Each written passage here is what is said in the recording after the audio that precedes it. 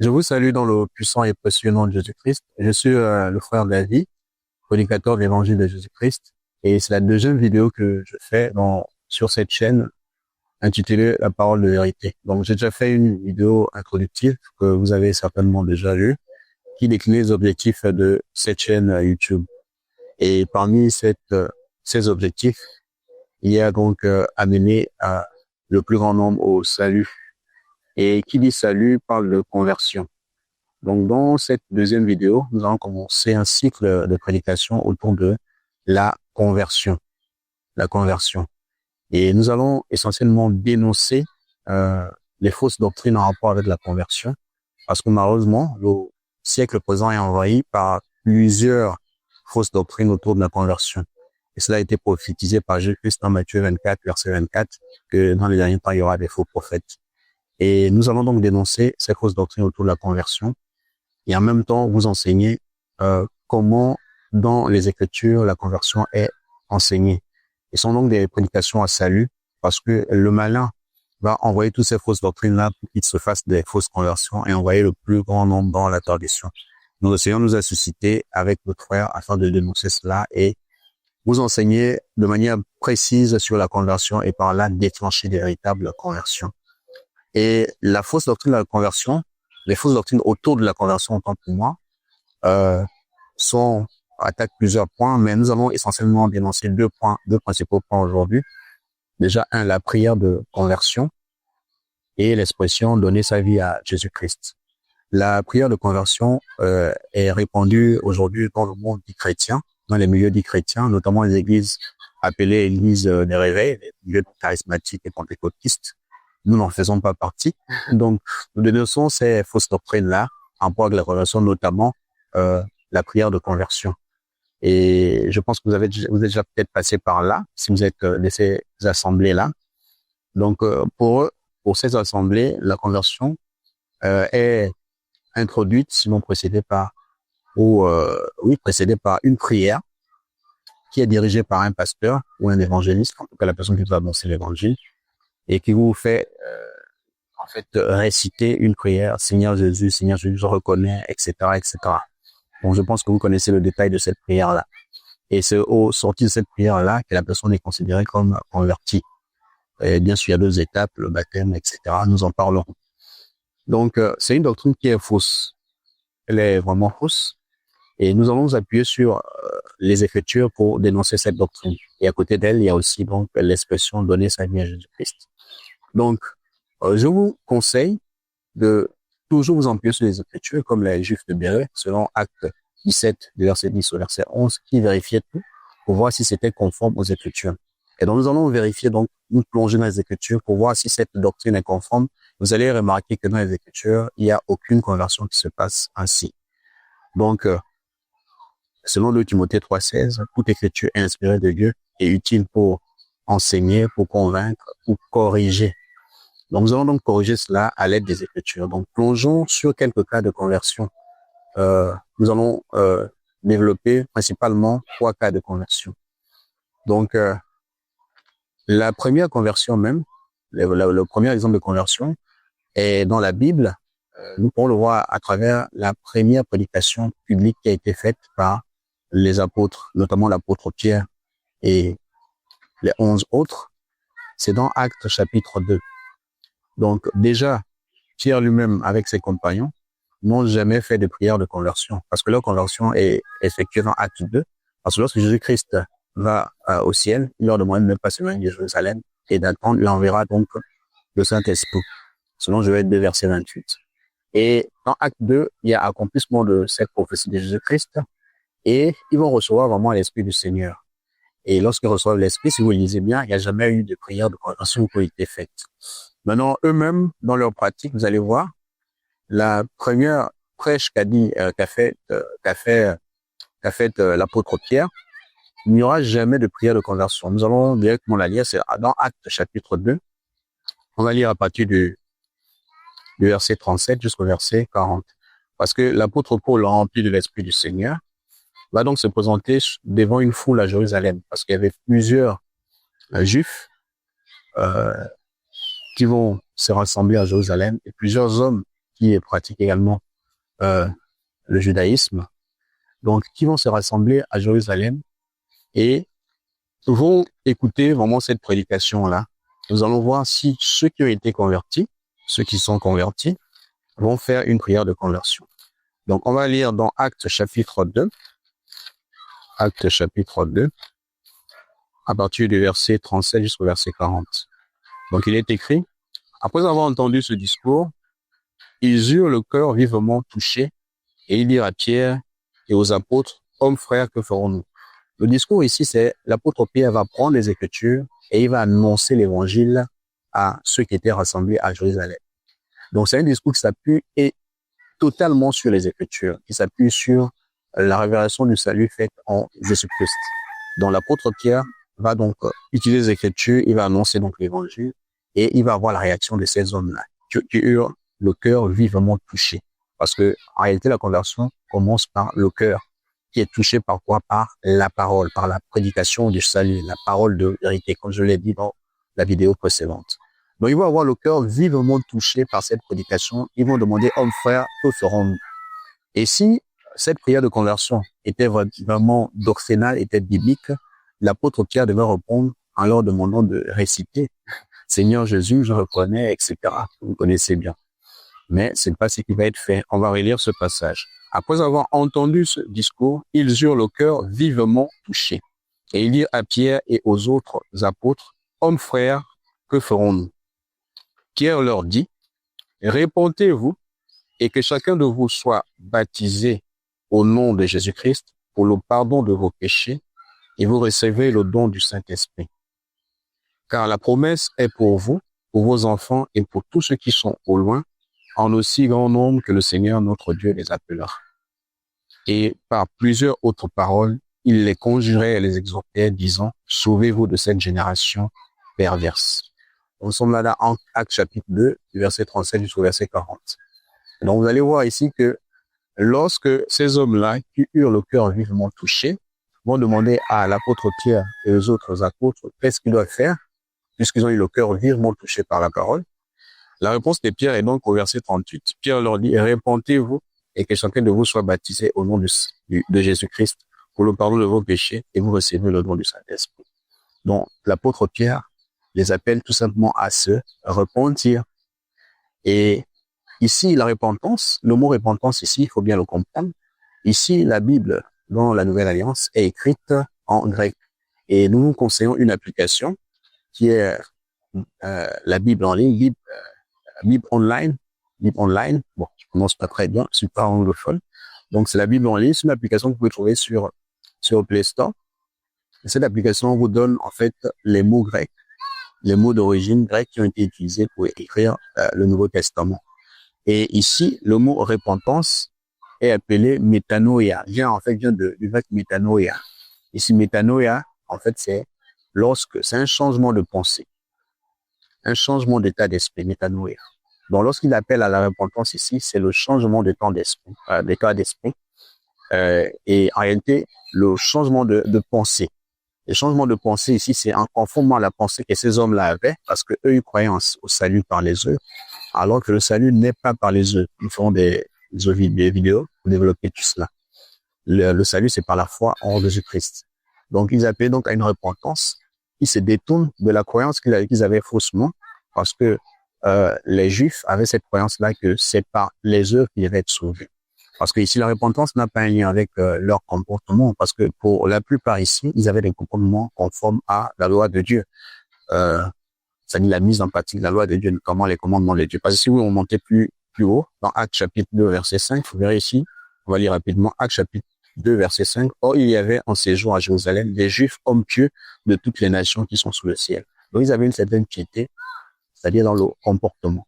Mais ici, la repentance ici, c'est le fait de changer le manière de penser et comprendre que le salut n'est pas par les œuvres, le salut est par la foi. Conformément à Romains 9, avec le verset 30, que je vous conseille à lire, de 30 à 33, on montre ici que le salut est par la foi en Jésus-Christ. Donc, c'est ça. Donc, ici, l'apôtre Pierre les enjoint à se repentir. Donc, on va relire. Pierre leur dit, repentez-vous et que chacun de vous soit baptisé au nom de Jésus-Christ pour le pardon de vos péchés et vous recevrez le don du Saint-Esprit. Donc, ils amènent à la repentance.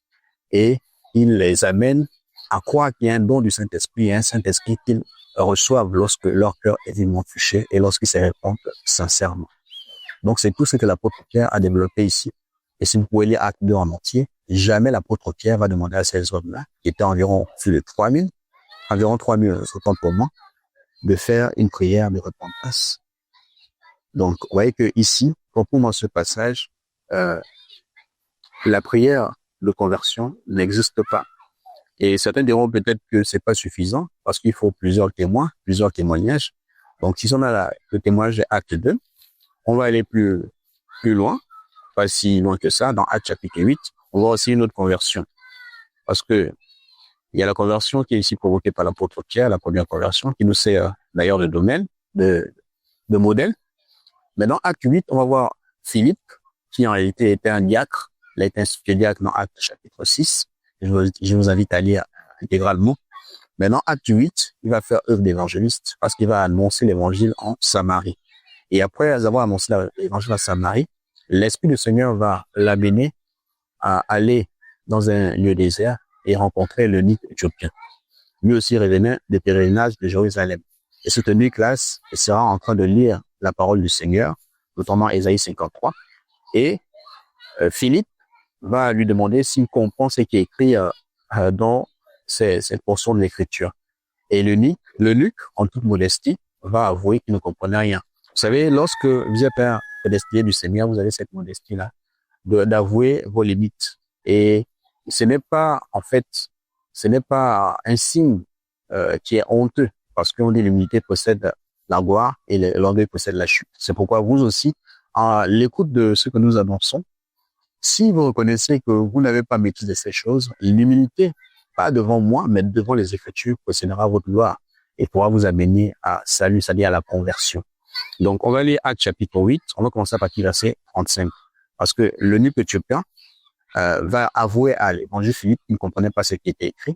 Et l'évangile Philippe va lui annoncer, donc va lui ouvrir l'intelligence spirituelle en lui expliquant ces choses. Et on va lire donc la suite. Est-ce que à la suite du fait que l'eunuque a cru à ce que Philippe a annoncé, c'est-à-dire a cru à l'évangile qui est développé dans Ésaïe 53, parce que Ésaïe 53 parle de Christ en réalité. Et est-ce que Philippe va demander une prière de conversion à l'eunuque éthiopien? On va vérifier dans les Écritures. Acte 8, verset 35 dit ceci. Acte 8, à partir du verset 35. Alors Philippe, ouvrant la bouche et commençant par ce passage, lui annonça la bonne nouvelle de Jésus. Donc l'évangile. C'est moi qui ajoute, donc l'évangile n'est pas écrit. Donc je vais relire. Alors Philippe, ouvrant la bouche et commençant par ce passage, lui annonça la bonne nouvelle de Jésus. Comme ils continuaient leur chemin, ils rencontrèrent de l'eau et l'eunuque dit, autant pour moi, voici de l'eau, qu'est-ce qui empêche que je sois baptisé? Donc, vous voyez ici, Philippe a annoncé l'évangile à l'eunuque. Et ici, l'eunuque a certainement cru, puisque le monde a passé par les eaux du baptême. Donc, si on se fie à ceux qui développent la fausse doctrine de la prière de conversion, on peut s'attendre à ce que Philippe, qui connaît la parole, qui connaît la doctrine, en rapport avec la conversion, va lui demander de répéter après lui. Répète après moi. Hein? Seigneur Jésus, etc. Je reconnais que je suis un pécheur, etc. Non, pas du tout. Vous allez voir la suite. Je vais relire Acte 8, à partir du verset 35. Alors Philippe, ouvrant la bouche et commençant par ce passage, lui annonçant la bonne nouvelle de Jésus. Comme ils continuèrent leur chemin, ils rencontrèrent de l'eau. Et l'eunuque dit, voici de l'eau, qu'est-ce qui empêche que je sois baptisé? Philippe dit, si tu crois de tout ton cœur, cela est possible. L'eunuque répondit, je crois que Jésus-Christ est le Fils de Dieu. Il fit arrêter le char. Philippe et l'eunuque descendirent tous deux dans l'eau et Philippe baptisa l'eunuque. Donc, nous sommes ici au verset 38. Donc, vous voyez ici, l'eunuque va demander, qu'est-ce qui m'empêche de passer par les eaux de baptême? Philippe va jamais lui demander de répéter une prière directive, basée sur une tradition qu'il aurait reçue de ceux, en fait, des personnes qui ont écrit certains canons de prière. Non, Philippe va justement lui dire, si tu crois de tout ton cœur, cela est possible. Et l'eunuque même va déclarer, il va confesser Jésus-Christ. Donc, au verset verset 37. Philippe dit, si tu crois de tout ton cœur, cela est possible. L'eunuque répondit, je crois que Jésus-Christ est le Fils de Dieu. Ici, c'est un acte volontaire et spontané de l'eunuque éthiopien, qui va dire, je crois que Jésus-Christ est le Fils de Dieu. Donc, cela vient du fond de son cœur, parce qu'il croit de tout son cœur. Donc, il n'y a pas eu un directeur de conscience qui l'a pris, qui lui a demandé de répéter une prière. Ça n'existe pas. Il n'y a pas un canon ou un credo qu'il faut répéter par rapport à la conversion. Parce que au-delà des mouvements de réveil, de pentecôtistes et charismatiques qui exigent cette prière de conversion, pour le faire en direct dans une assemblée ou même à la télévision. Il y en a qui prêchent à travers la télévision, à travers les radios, ils vont demander de répéter. Si tu es touché, répète cette prière. Non, ça n'existe pas. Parce qu'en dehors d'eux, il y a aussi le mouvement catholique, l'Église catholique même, qui en réalité existe avant les mouvements de réveil. Ce sont eux qui ont initié un peu ces fausses doctrines. Parce qu'il y avait un credo, ce qu'ils appellent le credo baptismal. C'est-à-dire, avant de prendre le baptême, il y a un credo qu'il fallait confesser avant de passer par les eaux du baptême. Vous voyez ici que, en réalité, dans l'Église primitive, cela n'a jamais existé. Parce que le catéchisme romain naît environ au IIIe, surtout au IVe siècle. Ce sont ceux qui ont inventé ces doctrines-là qui ont été perpétuées par les églises réveil qui, eux, naissent le mouvement protestant.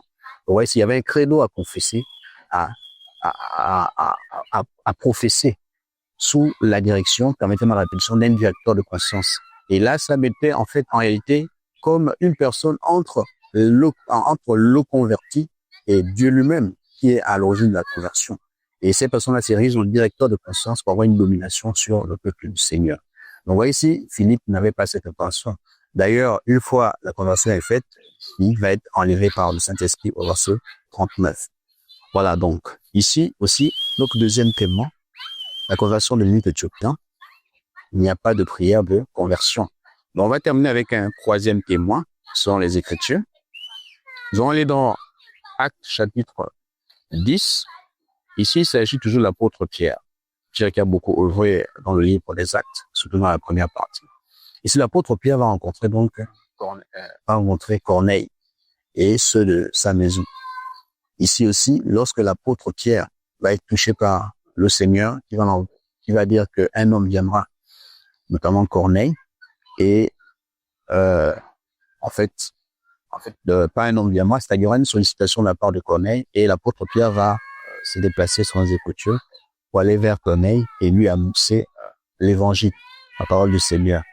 Et lorsque l'apôtre Pierre va annoncer la parole du Seigneur, vous allez voir qu'il n'y a toujours pas de prière de conversion. Nous allons le voir dans Actes chapitre 10. Nous lirons à partir du verset 43. Actes chapitre 10, à partir du verset 43, dont l'apôtre Pierre a annoncé l'évangile. Nous allons voir la réaction après que le cœur de ceux de la maison de Corneille et de Corneille ont été touchés. Quelle sera la suite? Actes 10, à partir du verset 43. Tous les prophètes rendent de lui le témoignage que quiconque croit en lui reçoit par son nom le pardon des péchés. Comme Pierre prononçait encore ces mots, le Saint-Esprit descendit sur tous ceux qui écoutaient la parole. Tous les fidèles circoncis qui étaient venus avec Pierre furent étonnés de ce que le don du Saint-Esprit était aussi répandu sur les païens. Car ils entendaient parler en langue et glorifier Dieu. Ils les entendaient parler en langue et glorifier Dieu. Alors Pierre dit, peut-on refuser l'eau du baptême à ceux qui ont reçu le Saint-Esprit, aussi bien que nous? Et il ordonna qu'ils fussent baptisés au nom du Seigneur, sur quoi ils le prièrent de rester quelques jours auprès d'eux. Donc, vous voyez ici, lorsque l'apôtre Pierre va annoncer l'évangile, ces gens-là vont avoir des cœurs vivement touchés et ils vont recevoir le Saint-Esprit. Parce que le Saint-Esprit est touché lorsque notre cœur aussi est ému par les Écritures. Selon Galates 3, verset 2, on reçoit le Saint-Esprit par la foi en Jésus-Christ.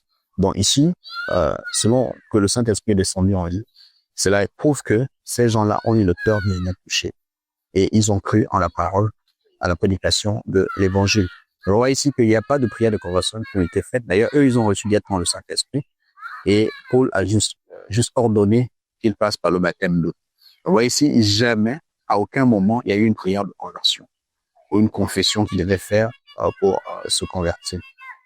Donc, comprenez ici, avec ces trois témoins, il y en a tellement d'autres qu'on pourrait vous prendre pour aller dans Actes chapitre 16, vous voyez, dans Actes chapitre 19, que ce soit l'œuvre de l'apôtre Paul et l'apôtre Pierre et bien d'autres apôtres, vous allez jamais voir des prières de conversion qui vont être faites. Donc, ce qu'il faut comprendre ici, que la prière de conversion, son danger, c'est de provoquer de fausses conversions. Parce que normalement, lorsque votre cœur est vivement touché, en réalité, vous réagissez de manière spontanée, selon ce que le Seigneur a mis dans votre cœur. Parce que lorsque le cœur est vivement touché, ici, c'est pas une conversion intellectuelle. La conversion ne se fait pas au niveau du cerveau. Elle n'est pas intellectuelle. Parce que la conversion intellectuelle, c'est elle qui a besoin d'une direction, d'être dirigée par un directeur de conscience. Et ce directeur de conscience-là peut vous faire dire des choses qui ne sont pas conformes aux Écritures et vous allez juste le suivre. Et cela va déformer aussi votre marche chrétienne. Vous serez sous l'emprise des directeurs de conscience qui vous diront ce qu'il faut faire et ce qu'il ne faut pas faire. Ce n'est pas dire que dans l'église, il n'y a pas de conducteurs. Si, nous sommes des conducteurs, mais nous devons conduire l'assemblée, non par rapport à nos credos, nos émotions, nos intelligences ou notre théologie. D'ailleurs, la théologie est une fausse doctrine. Nous en parlerons un peu plus tard. Mais nous devons nous appuyer sur les Écritures. Conformément à 2 Timothée 3,16, nous avons lu toute Écriture est inspirée de Dieu et utile pour enseigner, pour instruire, pour corriger. Donc, nous appuyons totalement sur les Écritures. C'est ce qu'il faut faire. Or, la prière de conversion déroge à la doctrine de Christ parce qu'elle n'existe pas dans la doctrine de Christ. Parce que seule la parole va pousser l'homme par rapport aux actions qu'il fera. C'est pourquoi ils vont demander dans Acte 2, verset 38, « Homme, frère, que ferons-nous » Et ce que Paul va répondre est conforme aux Écritures. Ce que Pierre va répondre, c'est conforme aux Écritures. C'est la même chose avec l'eunuque éthiopien lorsqu'il demande à l'évangile Philippe, voici de l'eau, qu'est-ce qui m'empêche de prendre le baptême? Ça vient de lui spontanément. Et l'apôtre, l'évangéliste Philippe, autant pour moi, va répondre conformément aux Écritures que si tu crois de tout ton cœur, cela est possible. Et il a confessé de lui-même que je crois que Jésus-Christ est le Fils de Dieu. Donc ça vient de manière spontanée. Parce que ce côté spontané là, d'où vient-il? Parce que la conversion, comme je l'ai dit dans la première vidéo, c'est en fait la parole qui va nous toucher au don de nous. C'est-à-dire la parole de vérité, pas la fausse parole. Parce que la fausse parole n'aura pas une action dorsinale au fond de nous. Mais la parole de vérité, lorsqu'elle vient, elle trouve un cœur réceptif. Parce que le cœur ici, c'est l'esprit, c'est notre esprit. Il y a un bouleversement qui se passe. Donc, on va lire Jacques 1, verset 18, qui confirme que la nouvelle naissance, c'est sur la base de la parole de vérité. Donc, on va prendre Jacques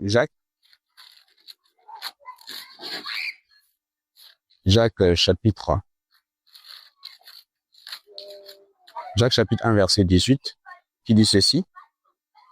Il nous a engendrés selon sa volonté par la parole de vérité, afin que nous soyons en quelque sorte les prémices de cette œuvre. Donc, il nous a engendrés selon sa volonté par la parole de vérité. Donc, c'est la parole de vérité qui nous a engendrés selon la volonté de Dieu. Cela ne dépend pas de nous. C'est le Seigneur qui permet que notre cœur soit touché et réceptif à la parole de vérité. Et cette parole de vérité va provoquer quelque chose en nous. C'est-à-dire, va provoquer un bouleversement en nous et va nous pousser à croire à cette parole-là. Parce que, en réalité, avant de croire à la parole de vérité, nous avions des cœurs de pierre. Et selon Jérémie 23, verset 29, la parole est comme un marteau qui brise le roc. On va d'ailleurs le lire rapidement. On va se fier aux Écritures, on n'est pas déformer le sens. Bon, lisons Jérémie 23. Jérémie 23, à partir du verset 29. Bon, juste le verset 29, on va juste le lire. Jérémie 23, verset 29, dit ceci. « Ma parole n'est-elle pas comme un feu de l'Éternel et comme un marteau qui brise le roc ?» C'est-à-dire, le marteau qui brise le roc, là, c'est la parole. Le roc, c'est notre ancien cœur. Notre ancien cœur est un cœur de pierre. Et la pierre, c'est un rocher, c'est un roc. Et la parole agit comme un marteau qui casse notre cœur et qui le brise et qui nous amène à la repentance. Et la repentance, c'est métanoïa en grec. C'est un changement de pensée. Un changement de pensée qui fait en sorte que nos pensées sont maintenant orientées vers Jésus-Christ, alors qu'avant, nos pensées étaient orientées vers le monde. Donc, il y a un prophète qui parle aussi de ce brisement du cœur. C'est le prophète Ézéchiel. On va lire dans Ézéchiel 36. On va lire à partir du verset 25 jusqu'au verset 36. Donc, Ézéchiel chapitre 36 autant pour moi. Ézéchiel chapitre 36, à partir du verset 25, on va juste lire jusqu'au verset 26. Ézéchiel 36, à partir du verset 25, dit ceci. Je répandrai sur vous une eau pure, vous serez purifiés, je vous purifierai de toutes vos souillures et de toutes vos idoles. Je vous donnerai un cœur nouveau et je mettrai en vous un esprit nouveau. J'ôterai de votre corps le cœur de pierre et je vous donnerai un cœur de chair.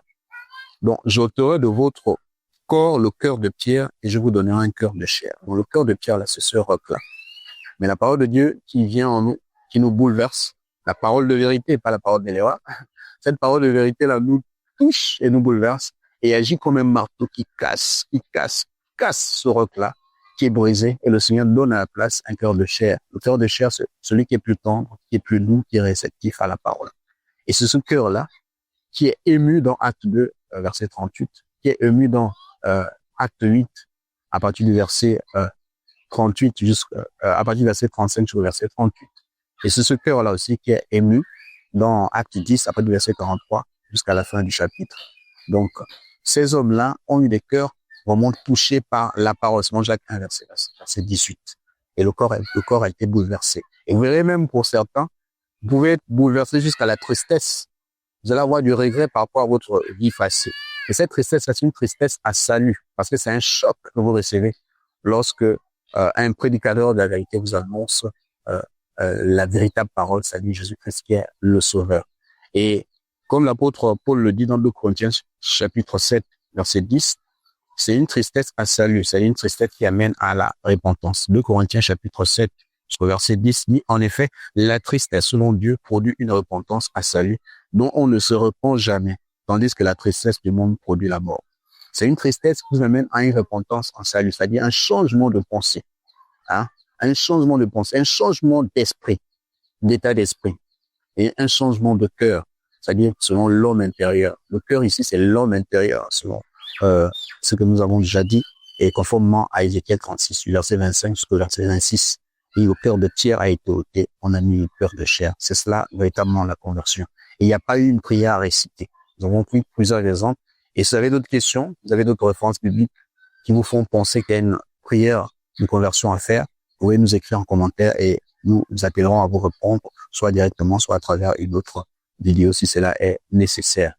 Et nous laisserons aussi, je pense que sous le lien de la chaîne, il y a aussi notre boîte mail. Vous pouvez nous écrire toujours et notre numéro WhatsApp. On pourra poursuivre cette conversation à salut. Donc c'est là, la prière de conversion n'existe pas. Et certains hommes mal affermis ont pris les passages bibliques pour justifier, des passages bibliques mal compris pour justifier la prière de conversion.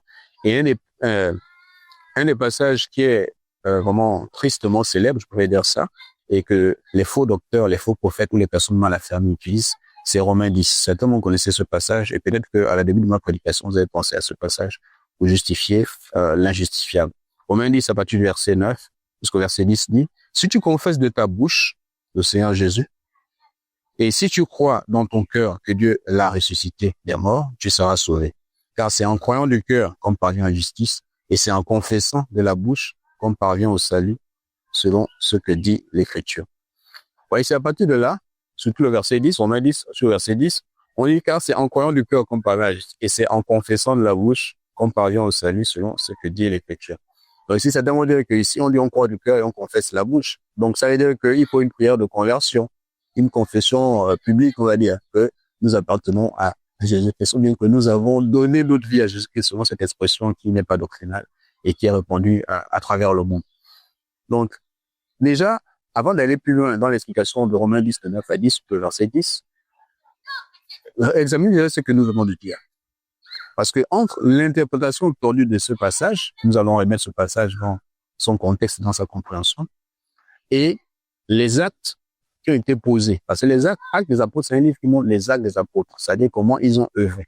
Or, les actes, clairement, sont les trois témoins que nous avons pris, c'est-à-dire acte 2, du verset 38 au verset 40, acte chapitre 8, à partir du verset 35 à descendant jusqu'au verset 38, et acte 10, à partir du verset 43 jusqu'au verset chapitre. Selon tous ces actes-là, nous voyons que la prière de conversion n'existe pas.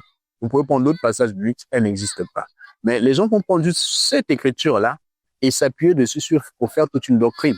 Vous verrez ici que entre l'ensemble des Écritures et une portion d'Écriture tordue, je pense que ceux qui ont l'espéré ont déjà tranché depuis. Mais néanmoins, pour ceux qui sont un peu plus lents à comprendre, on va expliquer dans son contexte ce passage. Et ici, même en écoutant les explications que nous avons données dès le début, la confession, en fait, croire du cœur, Romains 10, on dit, car c'est en croyant du cœur qu'on parvient à la justice. Ça, c'est juste, il n'y a pas de problème.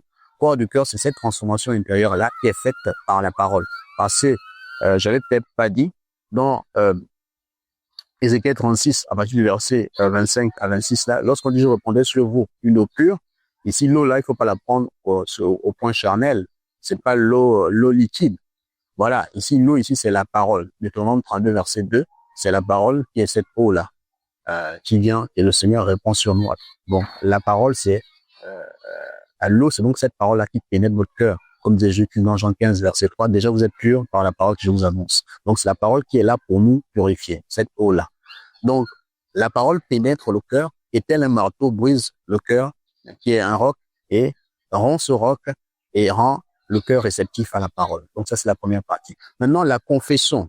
Verset 10, l'on dit, car c'est en croyant du cœur qu'on parvient à la justice et c'est en confessant de la bouche qu'on parvient au salut. Dans la confession ici, c'est le fait de, selon ceux qui interprètent cette écriture, c'est le fait de déclarer Jésus que ça parvient une prière de conversion.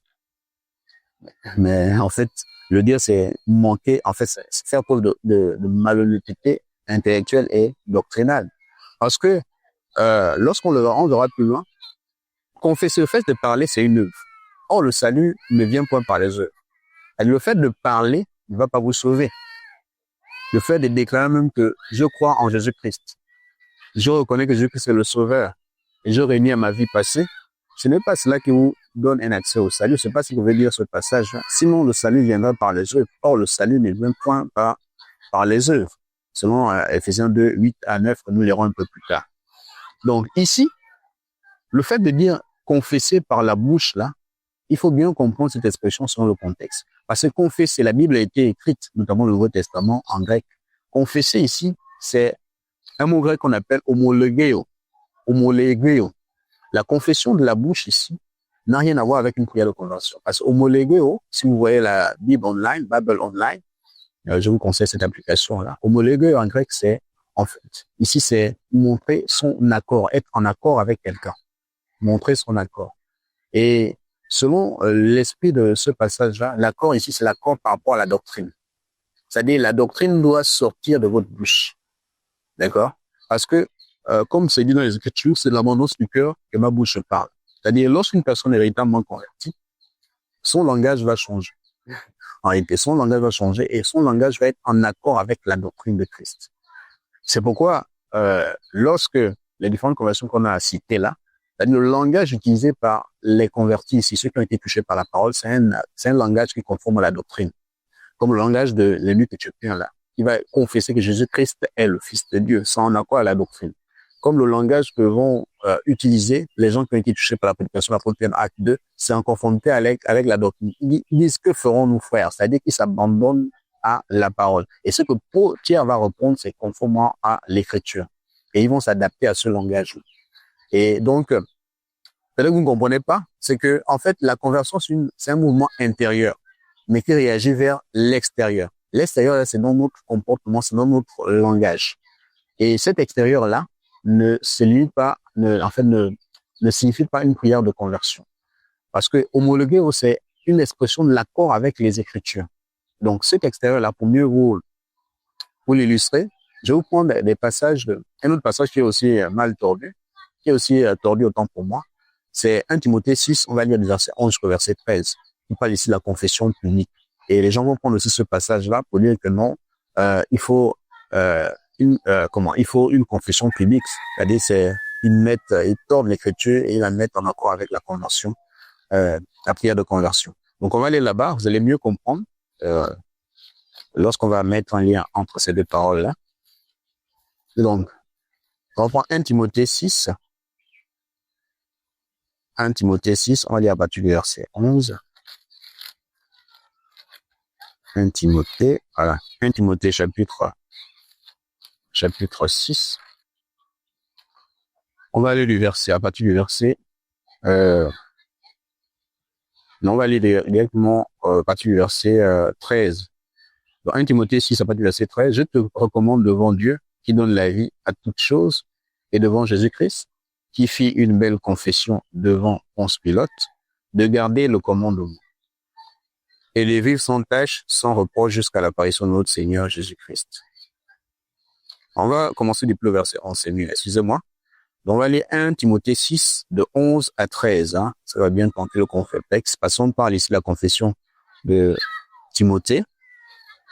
C'est Paul qui fait le témoignage ici, la confession de Timothée. Et on va aussi la mettre en parallèle avec la confession de Jésus-Christ. On va lire. Pour toi, homme de Dieu, fuis ces choses et recherche la justice, la piété, la foi, la charité, la patience, la douceur. Verset 12. Combat le bon combat de la foi, saisis la vie éternelle à laquelle tu as été appelé et pour laquelle tu as fait une belle confession en présence d'un grand nombre de témoins. Je te recommande devant Dieu et qui donne la vie à toutes choses et devant Jésus-Christ qui fit une belle confession devant Ponce Pilate de garder le commandement. Donc on parle de la belle confession de Timothée et on dit ici devant un grand nombre de témoins. Et on parle aussi, on met en parallèle avec la belle confession de Jésus-Christ devant Ponce Pilate. Et si vous vous contentez à 1 Timothée 6, 12 là, je vais vous limiter à la belle confession de Timothée. Vous avez dit devant un grand nombre de témoins, vous avez dit, voilà, donc il a fait une prière de conversion lors de sa conversion. Et vous allez vraiment asseoir cette fausse doctrine. Mais vous voyez, si vous absentez bien le parallèle qu'il fait avec Jésus-Christ, la belle confession que Jésus-Christ fit devant Ponce Pilate, là vous allez tiquer.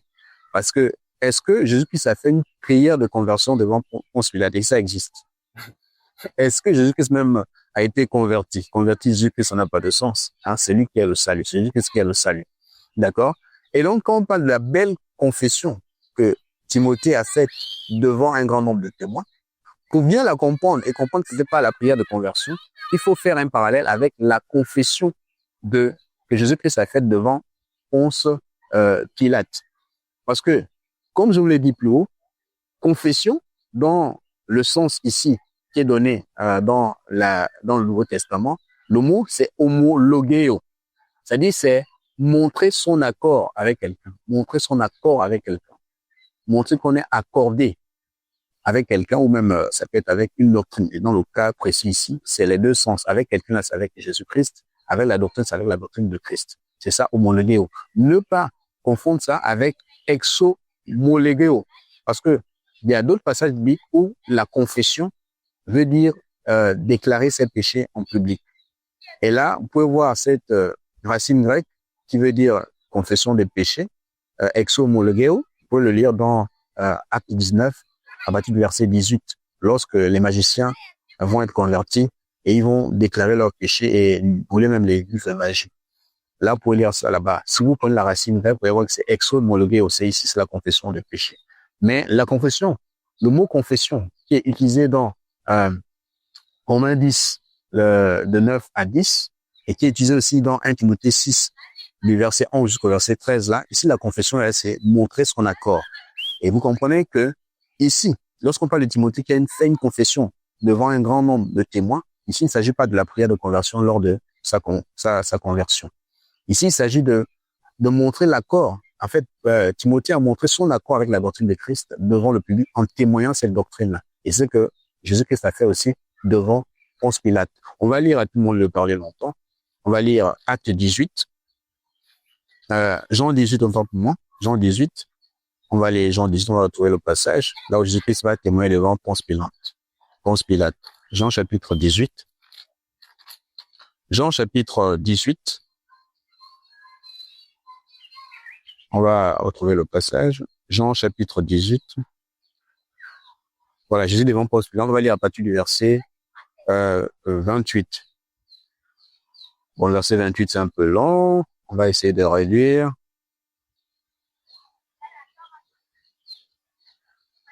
Voilà, à partir du verset 33. Jean chapitre 18, on va lire à partir du verset 33. On va voir la confession dont parle l'apôtre Paul là-bas, la confession de Jésus, la belle confession que Jésus-Christ a fait devant Ponce Pilate. Jean chapitre 18, à partir du verset 33, on dit, Pilate rentra dans le prétoire, appela Jésus et lui dit, es-tu le roi des Juifs? Jésus répondit, est-ce de toi-même que tu dis cela? Ou d'autres te l'ont dit de moi? Pilate répondit, moi, suis-je juif? Ta nation et les principaux sacrificateurs t'ont livré à moi. Qu'as-tu fait? Mon royaume n'est pas de ce monde, répondit Jésus. Si mon royaume était de ce monde, mes serviteurs auraient combattu pour moi afin que je ne fusse pas livré aux Juifs. Mais maintenant, mon royaume n'est point d'ici-bas. Pilate lui dit, tu es donc roi. Jésus répondit, tu le dis. Je suis le roi, je suis né et je suis venu dans le monde pour rendre témoignage à la vérité. Quiconque est de la vérité, écoute ma voix. Ici, voici la belle confession que Jésus-Christ a faite. Et cette confession est conforme à la doctrine. En fait, ici, il présente la doctrine de Christ. D'accord? Il montre son accord avec la doctrine de Christ, c'est-à-dire avec lui-même. Parce que la doctrine de Christ, c'est la parole de Jésus-Christ. Et Jésus-Christ est la parole. Donc, il montre qu'il est roi des rois. D'accord? Et il est venu, en fait, dans le monde pour rendre témoignage à la vérité. La vérité, c'est qui? C'est lui-même. Jean 14, verset 6, je suis le chemin, la vérité et la vie. La vérité, c'est quoi? C'est la parole. Jean 17, verset 17, sanctifie-les par ta vérité, ta parole est la vérité. Donc, voilà, ici, c'est la belle confession que Jésus-Christ a faite devant Ponce Pilate. D'ailleurs, Ponce Pilate va poursuivre, on va lire le verset 38. Pilate lui dit, qu'est-ce que la vérité? Après cela, après avoir dit cela, il sortit de nouveau pour aller vers les Juifs. Et il leur dit, je ne trouve aucun crime en lui. Donc, Pilate va demander, qu'est-ce que la vérité? Parce que ici, Jésus-Christ lui a présenté ce que la vérité, c'est qu'il est le roi des rois et il est venu pour rendre témoignage à la vérité, c'est-à-dire rendre témoignage à la parole à lui-même. Donc, voilà, ici, c'est la belle confession que Jésus-Christ fit en public devant Ponce Pilate. C'est la confession de la doctrine de Christ. Et lorsqu'on dit celui qui confesse de sa bouche, ici, en réalité, c'est que lorsqu'on est transformé intérieurement, la parole de Dieu en monte dans notre bouche. Parce que la parole de Dieu a rempli notre cœur. Et en réalité, lorsque cette parole a rempli notre cœur, ce qui sort de notre bouche, c'est la parole du Seigneur.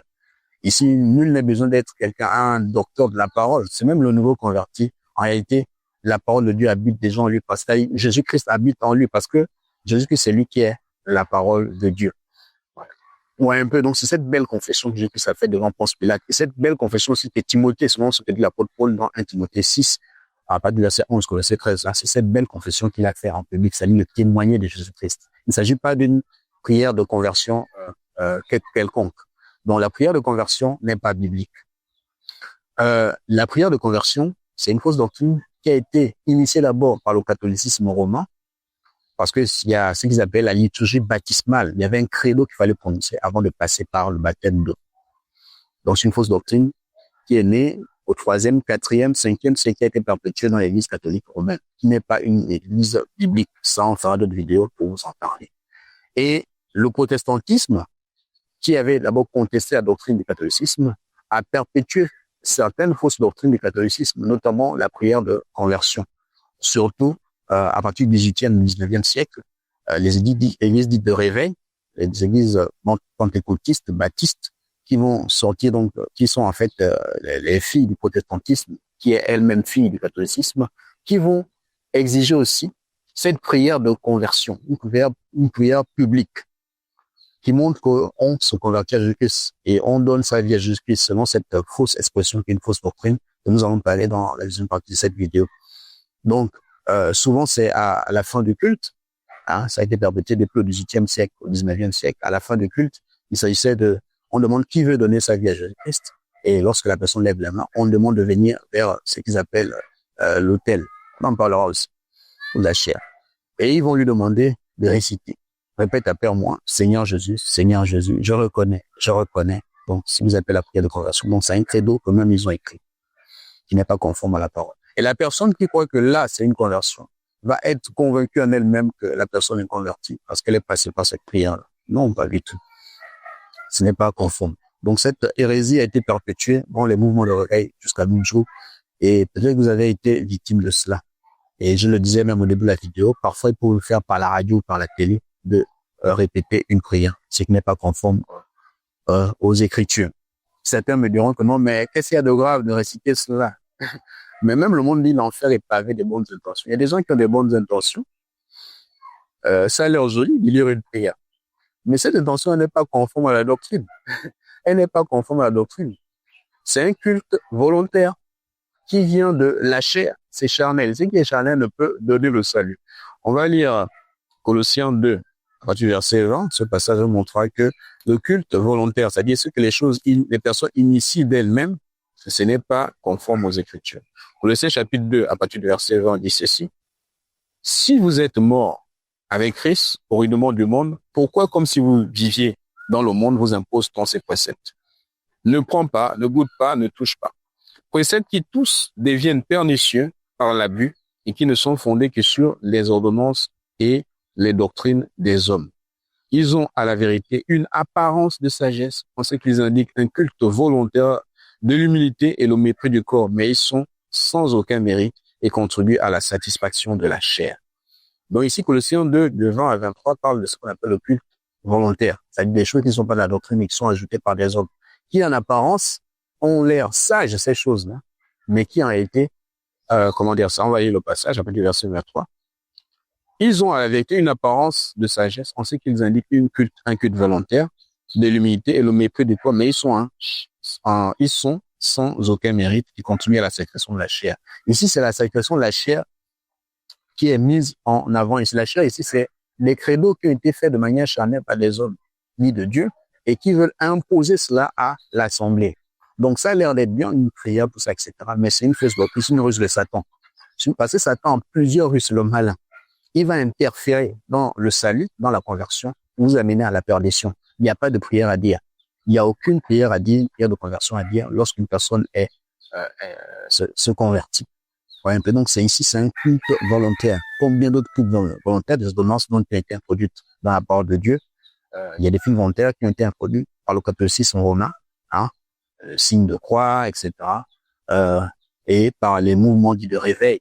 C'est-à-dire ne pas boire le vin, c'est interdit par la doctrine alors que c'est faux. Par exemple, il y a un faux parler en langue qui a été initié. Ce sont des cultes volontaires, c'est-à-dire des commandements d'hommes qui ont été initiés. On parlera de tous ces éléments dans les vidéos qui succèdent. Parce que je vous rappelle que le titre de la chaîne, c'est la parole de vérité. Donc nous sommes là pour rétablir la vérité. Parce que c'est seule la vérité qui libère. Vous connaissez la vérité vous affranchira. Jean 17, sanctifie-les par ta vérité, par ta parole est la vérité. Donc, désolé si nous vous décevons, mais nous sommes là pour rétablir la vérité des Écritures. Donc, ça a l'air vraiment sage de faire une prière de conversion, mais c'est pas conforme à la doctrine. Ça fausse vos premiers pas dans le salut. Donc, ça fausse votre salut. Et dans le salut, il y a aucun mensonge. Si ça fausse votre salut, c'est que vous n'avez jamais été sauvé, si vous êtes passé par ces éléments-là. Donc, c'est ce qui concerne la prière de conversion. Donc, on va terminer notre vidéo avec un dernier point qui sera pas très long, c'est l'expression donner sa vie à Jésus-Christ. Parce que lorsque nous appellerons à la chair, on va poser la question, qui veut donner sa vie à Jésus-Christ? Cette expression-là aussi, c'est un culte volontaire. Et ça tord la compréhension du salut, la compréhension de la vie éternelle chez un grand nombre de chrétiens.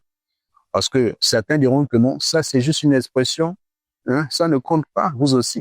Ça c'est la lettre. Oui, vous direz ça.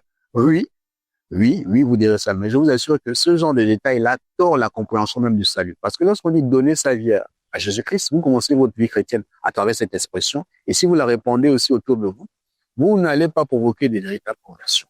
Parce que dans la Bible, il n'y a pas l'expression donner sa vie à Jésus-Christ. C'est-à-dire la conversion, c'est pas le fait de donner sa vie à Jésus-Christ.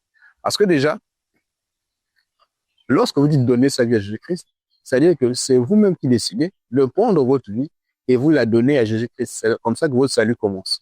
C'est un mouvement volontaire qui dépend de vous et vous donnez votre vie à Jésus-Christ. Mais la conversion n'est pas comme ça établie dans les Écritures. Hein? C'est pas nous qui prenons une vie et nous la donnons à Jésus-Christ. Non, ça n'a jamais été ça. C'est Jésus-Christ lui-même qui nous donne sa vie. Un verset biblique basique que même vos enfants connaissent, Jean 3,16, car Dieu a tant aimé le monde qu'il a donné son Fils, hein, afin que quiconque croit en lui ne périsse point et qu'il ait la vie éternelle. Jean 3,16. Dieu a tant aimé le monde qu'il a donné. Donc c'est Dieu qui donne Jésus-Christ, qui vous donne Jésus-Christ. Parce que notre vie là, je parle de la vie ancienne, parce que moi ma vie a été bouleversée et changée, c'est la vie de Jésus-Christ que j'ai en moi. Donc je vous enseigne et je vous prêche là par le Saint-Esprit qui vit en moi. Donc, mais avant ça, ma vie, je ne pouvais pas la donner à Jésus-Christ parce que c'était une vie de pécheur, une vie de brigand, une vie d'égaré. Et Jésus-Christ, il nous a trouvés dans cet état-là et c'est lui qui nous donne sa vie qui est pure.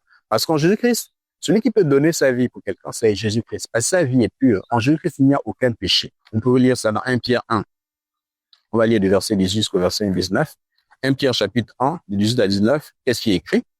sachant que ce n'est pas par des choses périssables, par de l'argent ou de l'or, que vous avez été rachetés de la vaine manière de vivre que vous aviez hérité de vos pères. Oui, j'avais vraiment une vaine manière de vivre que j'ai hérité de mes pères. Hein? Une vie perdue. Le verset 19 dit quoi? Mais par le sang précieux de Christ, comme d'un agneau sans défaut et sans tache. Voyez un peu? Un agneau sans défaut et sans tache. C'est-à-dire, la vie de Jésus-Christ, elle est parfaite. Le sang de Jésus-Christ, il est parfait. Et c'est pourquoi lui peut me donner cette vie-là. Et il me l'a donné, puisque je suis déjà sauvé, gloire au Seigneur Jésus-Christ. Il me l'a donné, cette vie-là. Sa vie est pure, sans tache. Jésus-Christ n'a commis aucun péché. Il n'y avait pas l'ombre du péché dans la vie de Jésus-Christ. Or, moi, avant ma conversion, j'avais une vie que personne ne pouvait accepter, recevoir. Parce que Jésus-Christ nous a aimés dans cet état-là, mais il nous a lavé et il nous a donné sa vie. On va lire ça dans Romains 5, à partir du verset 5, on va lire jusqu'au verset 7. Romains chapitre 5. Voilà. Romains chapitre 5, on va lire à partir du verset 5. Or, l'espérance ne trompe point, parce que l'amour de Dieu est répandu dans nos cœurs par le Saint-Esprit, qui nous a été donné. Comprenez? Par le Saint-Esprit nous a été donné, car lorsque nous étions encore sans force, Christ, au temps marqué, est mort pour des impies. À peine mourrait-on pour un juste, quelqu'un peut-être mourrait-il pour un homme de bien. Mais Dieu prouve son amour envers nous, en ce que lorsque nous étions encore des pécheurs, Christ est mort pour nous. Ouais, un peu. Christ est mort pour nous lorsque nous étions encore des pécheurs, lorsque nous étions des impies. Un impie, c'est un hors la loi. De manière étymologique, vous prenez la Bible online, impie, l'impiété, c'est être hors la loi, sans foi ni loi. C'est ça un impie. Et nous étions donc des pécheurs. Donc nous n'avons aucune vie à donner à Jésus-Christ lorsque nous ne sommes pas encore convertis. Au contraire, c'est Jésus-Christ qui nous a aimés le premier malgré cet état-là. Il nous a donné sa vie. D'accord? C'est d'ailleurs 1 Jean 4, verset 19, dit que si nous l'aimons, c'est parce que lui, il nous a aimés le premier. Donc, c'est Dieu qui nous a aimés le premier. Il nous a donné sa vie parfaite. Et c'est cette vie-là qui nous sauve. Et lui, en retour, en fait, il a supporté toute la peine de nos péchés là sur lui à la croix. C'est pourquoi il va dire, mon Dieu, pourquoi m'as-tu abandonné? Parce que Dieu ne supporte pas le péché. Il a la haine du péché. Et Jésus-Christ à la croix portait nos péchés. Selon Colossiens 2, verset 14, on dit, il a effacé l'acte dont les ordonnances nous condamnaient. L'acte dont les ordonnances nous condamnaient là, c'est la dette qu'on avait sur nous. Si nous lisons en français courant ou en français facile, l'acte dont les ordonnances nous condamnaient là, ici, il ne s'agit pas de la loi, il s'agit de la dette qui était sur nous. C'est-à-dire, il y avait une dette lourde, une dette issue du péché adamique et de toutes les abominations qu'on a faites depuis que nous sommes nés dans le péché.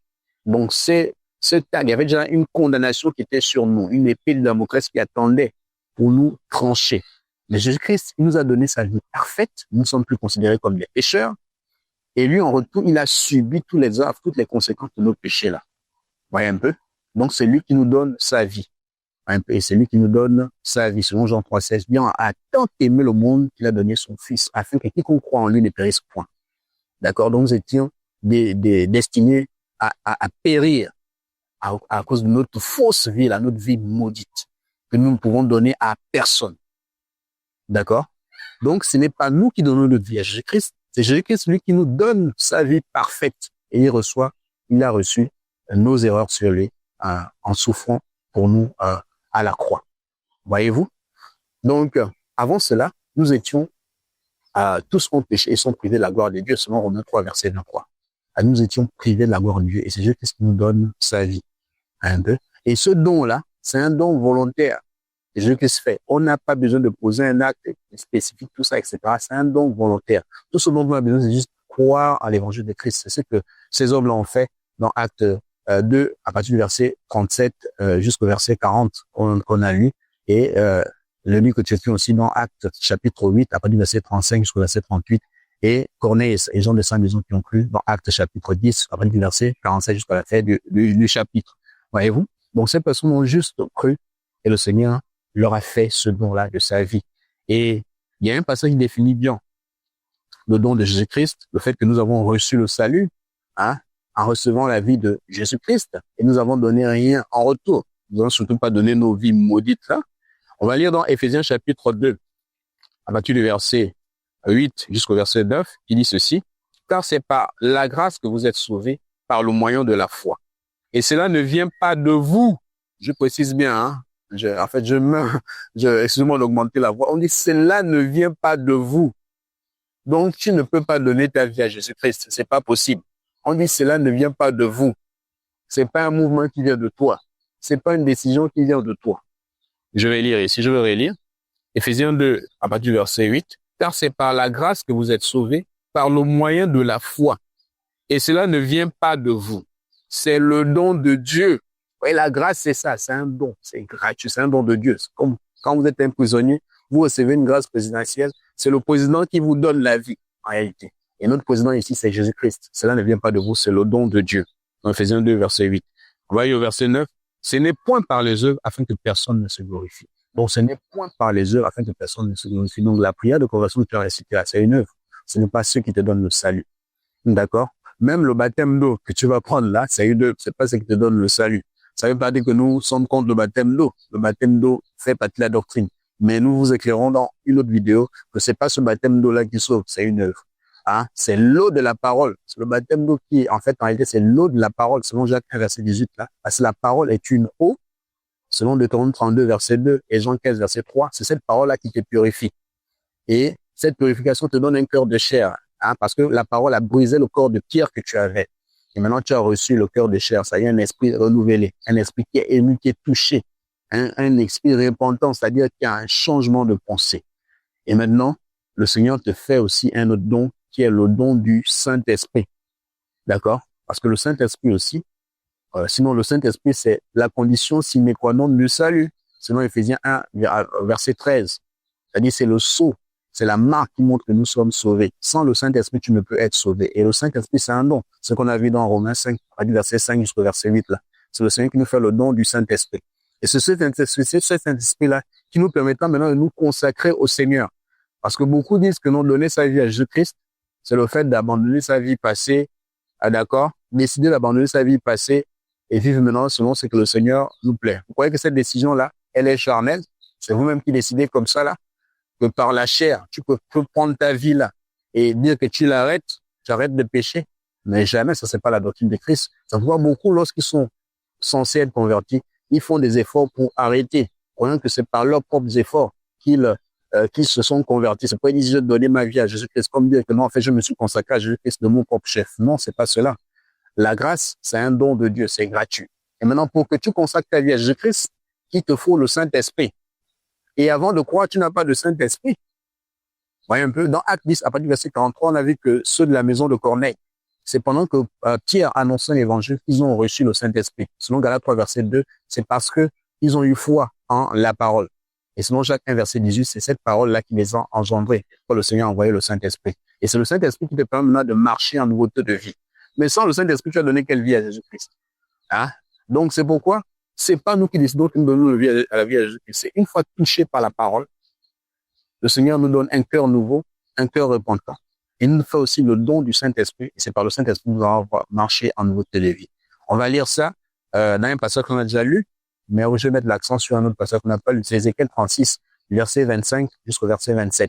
Parce que du verset 25 jusqu'au verset 26, on parle du fait que la parole a été répandue sur nous, cette eau pure-là, et cette parole-là a ôté le cœur de Pierre, a donc brisé le roc, la dureté de cœur, et nous a mis en nous un cœur de chair. Le cœur de chair, là, c'est un cœur repentant, un cœur qui est attaché à la parole de Jésus-Christ. Quand nous ne comprenons pas, les chrétiens ne sont pas attachés à la parole, qui ne lisent pas les Écritures comme les Juifs libérés, selon Acte 17, verset 10 à 11. Ça, ceci, c'est un problème. Si en réalité, vous dites que vous êtes convertis, vous n'êtes pas attaché à la parole, vous ne vous évacuez pas à vérifier les Écritures, il y a un vrai problème. D'accord? Donc, c'était une parenthèse. Donc, une fois le cœur a été transformé, le Seigneur termine cette opération chirurgicale, opération spirituelle chirurgicale, en vous faisant le don du Saint-Esprit, comme c'est écrit dans Romains 5, à partir du verset 5 jusqu'au verset 8. Donc, c'est ce Saint-Esprit-là qui permet de marcher en nouveauté de vie, à vous consacrer, d'accord, à Jésus-Christ. On va lire Ézéchiel 36, on va lire le verset 25, et on va mettre un accent sur le verset 27. Donc, on va lire donc Ézéchiel chapitre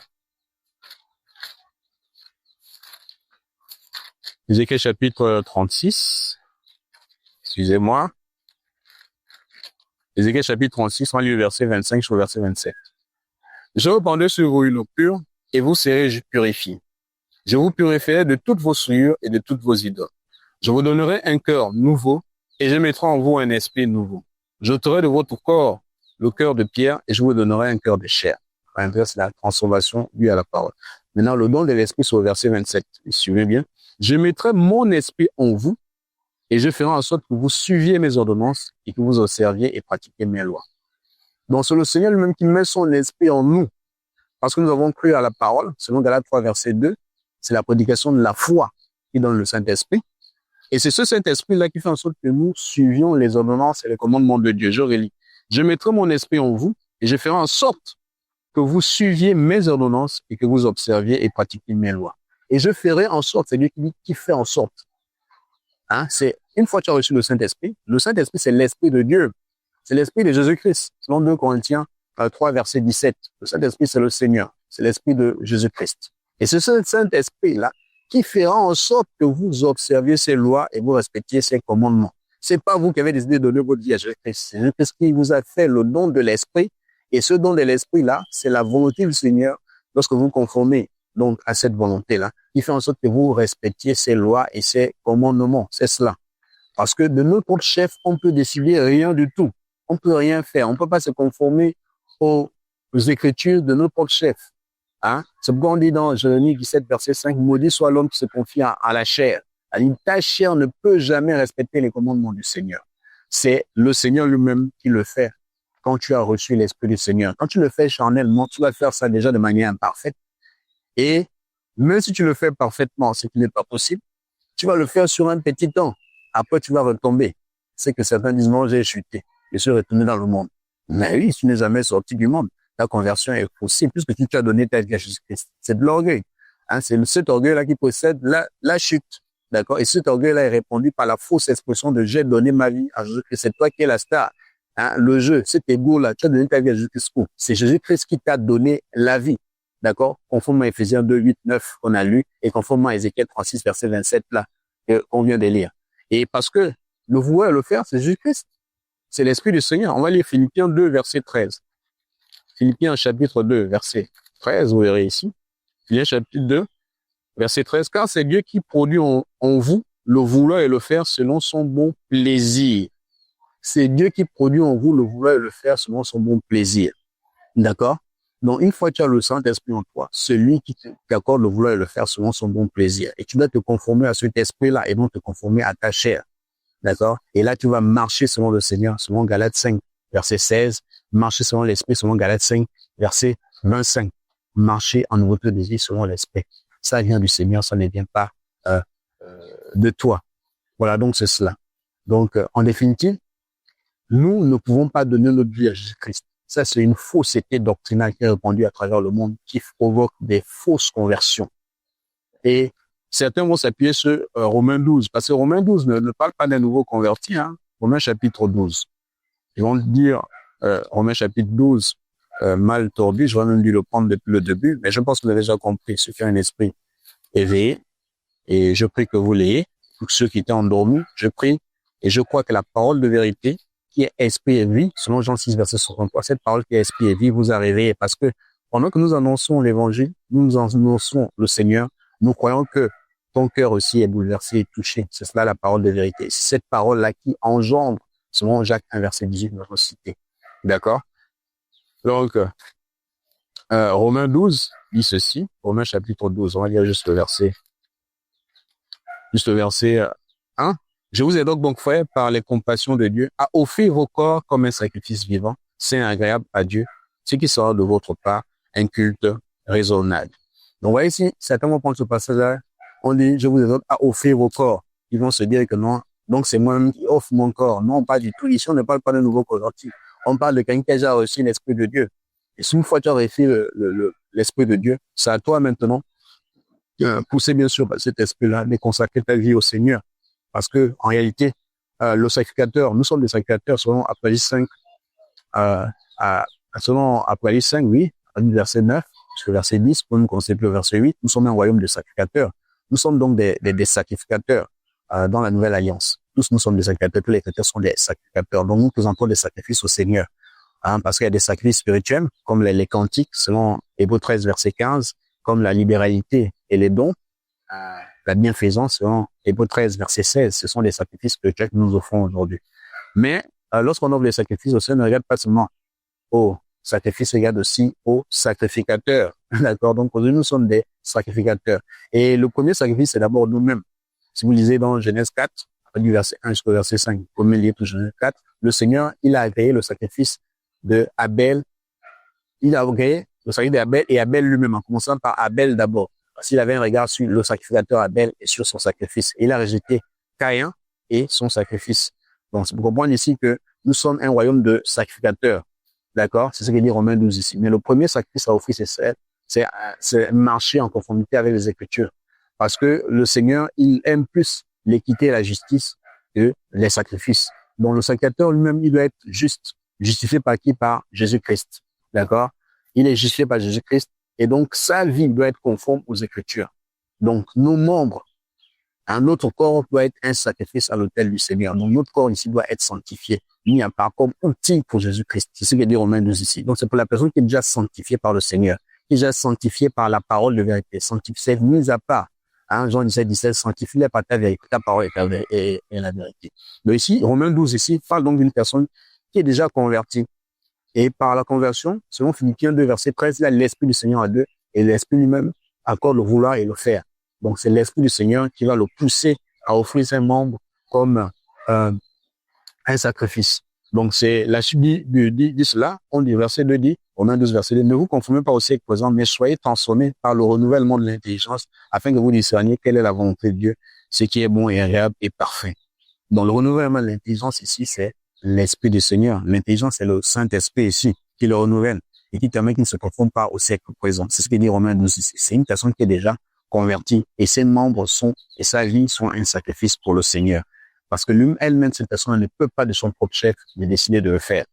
D'accord? Si vous voulez lire bien le contexte, vous conseille de lire la fin du chapitre précédent, Romains 11, à partir du verset 33. Vous comprenez ici que, en réalité, c'est pas la personne elle-même qui volontairement donne offre ses membres. C'est poussé par le Seigneur. D'accord? On va lire Romains 11, à partir du verset 33, dit, ô profondeur de la richesse, de la sagesse et de la science de Dieu, que ses jugements sont insondables et ses voies incompréhensibles. Car qui a connu la pensée du Seigneur ou qui a été son conseiller? Verset 35, qui lui a donné le premier pour qu'il ait à recevoir en retour? Vous voyez ici, qui lui a donné le premier? Vous qui dites, je donne ma vie à Jésus-Christ. Et vous donnez votre vie à Jésus-Christ. On dit, verset 33, Romains 11, verset 35 donc, qui lui a donné le premier pour qu'il ait à recevoir en retour? Verset 36, c'est de lui, par lui et pour lui que sont toutes choses. À lui la gloire dans tous les siècles. Amen. C'est le verset 36. 1 Corinthiens, Romains 11, verset 36. Paul, Romains 12, 17. Je vous exhorte donc, frères, par les compassions de Dieu, à offrir vos corps. Donc ici, on parle des convertis déjà. D'ailleurs, la lettre est adressée à l'église de Rome. Donc, qui étaient donc des convertis, donc aux chrétiens de Rome. Vous voyez ici, donc, l'expression donner sa vie à Jésus-Christ n'est pas biblique. Donc, arrêtez de le dire. Vous ne pouvez donner aucune vie à Jésus-Christ. Votre vie est maudite lorsque vous n'êtes pas converti. Ici, on peut peut-être accepter cela pour une personne qui est déjà convertie, qui se consacre au Seigneur, qu'elle se consacre au Seigneur. C'est ce que dit Romains 12 ici. D'accord? Mais ne donne pas sa vie à Jésus-Christ pour se convertir. Non, c'est pas ça. C'est plutôt Jésus-Christ qui te donne sa vie. Donc, j'espère que vous êtes libérés de cette fausse doctrine-là, de la prière de conversion et de la fausse doctrine de l'expression donner sa vie à Jésus-Christ. Ces deux fausses doctrines faussent les conversions et vous amènent à mener une vie qui est basée sur des fondements qui ne sont pas justes. D'accord? Parce que selon Éphésiens 2, verset 20, vous avez été édifiés sur le fondement des apôtres et des prophètes. Jésus-Christ est la pierre angulaire. Jésus-Christ est le roc. Bon, les apôtres et les prophètes sont ceux qui ont écrit les épîtres inspirés par Jésus-Christ, lui-même qui est la pierre angulaire, qui est le roc, le rocher sur lequel nous nous fondons. Et donc la conversion aussi se fonde sur ce rocher-là. Et la doctrine de Christ se fonde sur ces rochers-là. Et celui qui ajoute des choses qui sont hors du rocher, en réalité, il est en train de bâtir sur un autre fondement. Et c'est pourquoi nous faisons ces vidéos-là, pour ramener au fondement initial qui est Jésus-Christ et ne pas bâtir à côté. Sinon, c'est ce qu'on appelle bâtir sur le sable. Et c'est ce qu'on fait les catholiques romains, l'église dite catholique romaine, d'accord, et les baptistes, les pentecôtistes, les éveillés, ils ont bâti sur un autre fondement qui n'est pas biblique, et ce qui a provoqué beaucoup de fausses doctrines. Et je vais citer l'un des derniers passages pour clore cet enseignement-là, pour montrer qu'il y a des gens qui baptisent à côté. Paul en a parlé dans 1 Corinthiens chapitre 3. On va lire du verset 9 jusqu'au verset 10. 1 Corinthiens chapitre 3, de 9 à 10. Qu'est-ce qu'il dit? Le verset 9 dit ceci. Car nous sommes ouvriers avec Dieu, vous êtes le champ de Dieu, l'édifice de Dieu. Maintenant, le verset 10 dit, selon la grâce de Dieu qui m'a été donnée, j'ai posé le fondement comme un sage architecte et un autre bâtit dessus. Mais que chacun prenne garde à la manière dont il bâtit dessus. Car personne ne peut poser un autre fondement que celui qui a été posé, savoir Jésus-Christ. Donc, Jésus-Christ est la pierre angulaire. Les enseignements des apôtres, ils ont été inspirés par Jésus-Christ. D'accord? Donc, Paul fait partie des fondateurs avec les pierres, etc. Et ce fondement-là a été posé sur le rocher, à la pierre angulaire. D'accord? Maintenant, celui qui vient bâtir sur un autre fondement, il prend le risque. Donc, c'est pourquoi nous faisons ces prédications-là. C'est l'esprit de celui qui nous pousse, parce qu'il y a des fondements qui ont été posés à côté des vrais fondements. Et ces fondements ne sont pas appuyés sur Christ, selon Éphésiens 2, verset 20, et sur les apôtres. C'est-à-dire sur les apôtres, eux qui s'appuient sur Jésus-Christ, qui est le rocher. Et là, si vous bâtissez le fondement, vous bâtissez sur le sable. D'accord? Et ceux qui bâtissent sur le sable, leur maison sera détruite. Parce que nous sommes la maison de Dieu. Les chrétiens sont la maison de l'Église, est la maison de Dieu. Et bâtit sur le fondement, la pierre angulaire qu'est Jésus-Christ. Or, il y a des gens qui ont rejeté cette pierre-là depuis le commencement. Et les catholiques romains font partie de ce nombre. Ah, mes amis sont catholiques, je suis désolé. Mais là, je parle les choses de mon père. D'accord? Si vous voulez répondre, répondons sur la base des Écritures. Les éveillés aussi ont bâti sur un autre fondement. Mes amis éveillés, désolé. D'accord? Mais je parle des choses de mon père. Et là, je ne parle pas pour plaire aux hommes, mais pour plaire à Dieu. D'accord? Voilà, donc. Et certains diront que, mais vous dénoncez ces hommes-là, mais ils ont fait beaucoup de miracles, ils ont parlé de la part de Dieu. Même la Bible que tu lis là, ce sont eux qui l'ont assemblé. On fera des vidéos pour vous expliquer tout cela. Voilà. Donc, certains vont s'appuyer sur ça pour dire que les catholiques ont fait beaucoup de miracles. Ils vont s'appuyer sur ça pour dire que les églises éveillées ont fait des miracles. Ils ont parlé de la part de Dieu. Hein, les gens du 18e au 19e siècle dont tu parles là ont fait beaucoup de miracles, ont beaucoup d'œuvres sociales. Ils ont chassé des démons. Hein, certains vont citer les Billy Graham, les Finney, etc. Ceux qui ont initié le mouvement pentecôtiste, ils ont fait beaucoup de choses extraordinaires. Oui, d'accord. Il n'y a pas de problème, il n'y a pas de souci. Mais c'est ceci est évoqué aussi dans les Écritures. C'est-à-dire que, quel que soit ce qu'ils ont fait, mais si leur fondement n'est pas biblique, en réalité, Dieu ne les a jamais connus. Et moi aussi, je ne les reconnais pas. Parce que moi, je reconnais seulement par rapport aux Écritures. Je reconnais seulement ceux qui s'appuient sur le rocher qui est Jésus-Christ. Et lui-même, il a parlé de ces personnes-là qui diront qu'on a fait de telles choses en ton nom, etc. Il va dire, je ne vous ai jamais connus. D'accord? Parce que, en réalité, vous croyez que faire un miracle ou faire des œuvres sociales fait en sorte que nous sommes hommes de Dieu. Jamais. Être homme de Dieu, c'est être dans la doctrine de Christ. C'est respecter les fondements de la doctrine. C'est-à-dire l'enseigner et pratiquer cela. D'accord? Donc, on va terminer par là. Sur le témoin de Jésus-Christ, sur toutes ces personnes-là qui ont pu faire des miracles, des œuvres sociales, etc. Prenons Matthieu chapitre 7. Parce que nous aussi, nous étions descendants. Moi, j'ai été catholique, j'ai été éveillé. Mais lorsque le Seigneur a réveillé mon esprit, j'ai fui ces fausses doctrines. On va prendre Matthieu chapitre 7. Et je prie aussi que le Seigneur réveille ton esprit.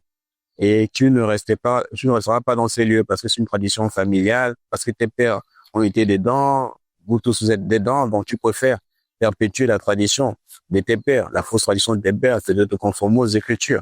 Donc, à chacun de nous rendra ses comptes ce jour-là. Moi, j'ai fait ma part, c'est de vous déclarer ce que le Seigneur m'a envoyé. Matthieu chapitre 7, on va lire à partir du verset 21.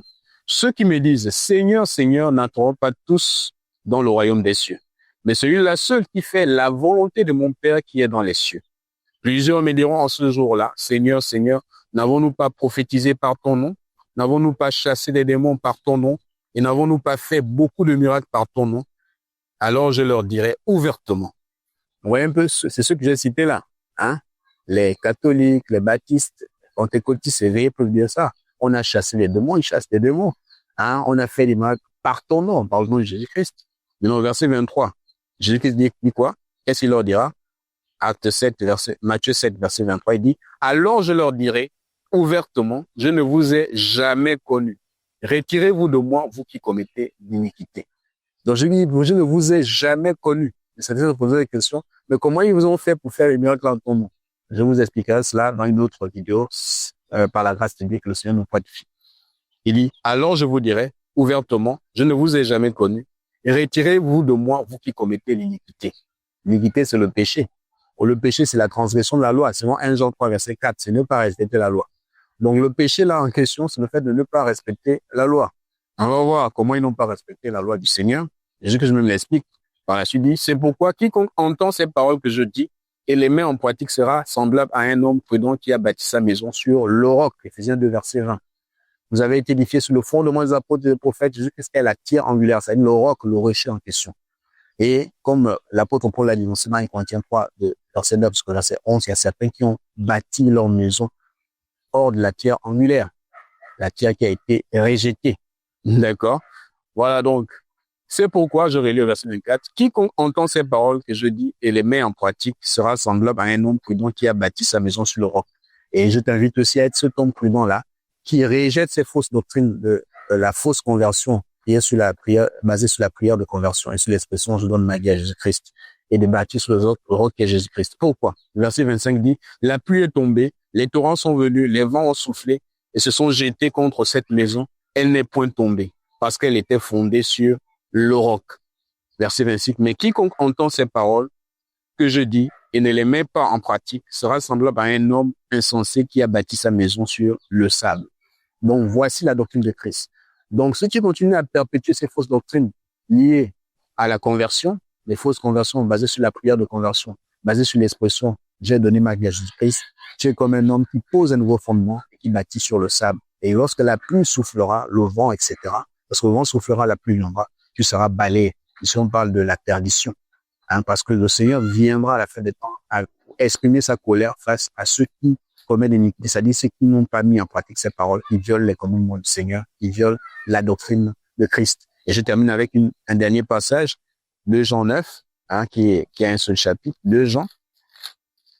On va directement au verset 9, pour vous dire que c'est important de vous conformer à la doctrine de Christ.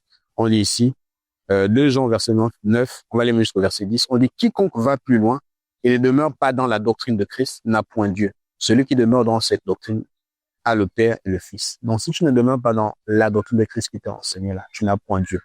Le verset 10 va même plus dire, si quelqu'un vient à vous et n'apporte pas cette doctrine, ne le recevez pas dans votre maison, ne lui dites pas salut. Ici, ce n'est pas le fait que vous n'allez pas dire bonjour aux personnes qui violent la doctrine, mais c'est juste que le salut ici, c'est la main d'association. Donc, nous vous prions de ne pas donner la main d'association, de ne pas vous accorder avec des personnes qui violent la doctrine de Christ en rapport avec la conversion. Et nous prions que par cet enseignement, cette prédication, le Seigneur vous amène à la véritable conversion, celle qui est basée sur la parole de Dieu, Jacques 1, verset 18. Et cette parole-là vous engendre. Et celle qui est basée sur le don du Saint-Esprit. D'accord? Selon Ézéchiel 36, verset 25 jusqu'au verset 27, la parole qui brise votre cœur endurci, basé sur la fausse doctrine, qui vous donne un cœur de chair qui est réceptif à la vraie doctrine et qui vous fait le don du Saint-Esprit. Et vous aussi, vous serez sauvés, sont comme ceux qui sont dans Acte 2, à partir du verset 38 jusqu'au verset 40, comme le nid que tu bien dans Acte chapitre 8, verset 35 jusqu'au verset 38, et comme ceux de la maison de Corneille et des Corneilles dans Acte 10, à partir du verset 43 jusqu'à la fin du chapitre. Donc, c'est ce que j'avais à vous dire de la part du Seigneur aujourd'hui, que le Seigneur vraiment vous bénisse et que le Seigneur transforme vos vies, il touche vos cœurs et vous amène à une tristesse à salut, c'est-à-dire une repentance véritable, qui est le fruit d'une parole qui a pénétré vos cœurs, qui a brisé le cœur de pierre et qui a touché votre homme intérieur en vous régénérant, en vous donnant un cœur de chair qui reçoit le Saint-Esprit par la foi. Donc, j'ai terminé. Donc, vous verrez en description de la chaîne et de la vidéo certainement mon lien, ma boîte mail et mon numéro WhatsApp. Vous pouvez donc m'écrire, comme vous pouvez écrire aussi sur dans les commentaires pour poser des questions ou pour dire Amen. Donc, cliquez sur le pouce pour liker la vidéo et partager la vidéo liker la vidéo et partager pour que le plus grand nombre puisse entendre cette parole de vérité et s'abonner à la chaîne qui est une chaîne encore naissante et afin que la chaîne soit référenciée et que l'algorithme puisse faire accéder le plus grand nombre à la parole de vérité. Donc soyez bénis.